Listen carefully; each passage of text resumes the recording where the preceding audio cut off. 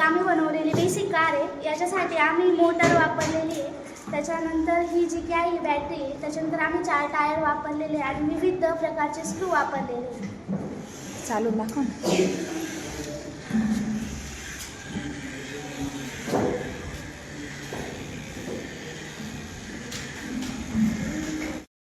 याच्यात 3 मोटर वापरलेला आहे, एक सेन्सर वापरलेला आहे आणि 2 चाकं वापरलेली, वेगवेगळ्या प्रकारचे नट वापरलेली आणि हे चाकं लावण्यासाठी एक स्टिकचा वापर केलेला आहे इथं लोखंडाचा. आणि हा त्याचा रिमोट आहे. इथं याचं बटन स्टार्ट होतं, पण ते दाबून धरावं लागतं, तर तोपर्यंत स्टार्ट होतं. आणि त्याच्यानंतर जेव्हा आपण बंद करायचं लावू त्याला नुसतं टच केलं तर बंद होतं.